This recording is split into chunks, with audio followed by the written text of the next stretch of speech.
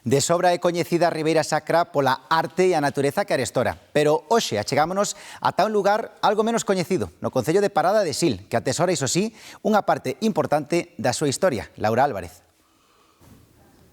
Durante case 100 anos, a fábrica de chocolate de Taimende foi quen de elaborar e vender os seus produtos dende o mesmo corazón da Ribeira Sacra. Foi entre o 1890 e finais dos anos 80 do século pasado.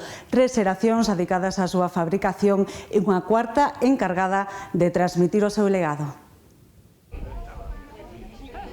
Hoxe en Taimende é día de festa, celebran o Día Mundial do Chocolate e fanno cunha xornada de portas abertas no museo que pode presumir de ser único en Galicia. Aquí nesta cuna de chocolate a familia Casares durante case 100 anos estuvo facendo chocolate. Cando na Ribeira Sacra non había nin comunicacións, foi un acto heroico, igual que recoller o viño nos bancais, pois eles pouquiño a pouco facendo con cacao de diferentes partes do mundo fixeron unha casa do chocolate, unha fábrica moi coñecida nesta zona. Foi aló polo 1890 que arrancou a aventura da familia Casares coa elaboración do chocolate.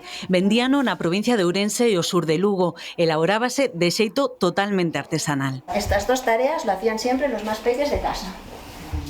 Es un negocio familiar pequeño, hay que aprender el oficio ya desde pequeñín. También digo que son las más agradecidas. Esto, aquí de vuelta si sobraba no venía. O negocio perviviu durante un século e todo dende aquí, dende esta pequena aldea en plena Ribeira Sacra. Nosos pais non puderon acceder a estudios superiores e, sin embargo, foron capaces de darlle unha dimensión nova á fábrica que heredaron dos nosos avós, expandila, introducir o marketing, estaba suscrito ao periódico, é dicir que para o seu contexto foi unha dimensión enorme e un esforzo elevado. Hoxe convidan a chocolate elaborado por un mestre chocolateiro coa receita orixinal da familia. O museo abriu as súas portas en Taimende hai 10 anos. Pois entre todos estamos intentando que isto remonte e que siga un poquinho para adiante como legado, non? Para en memoria dos nosos pais e dos nosos antepasados.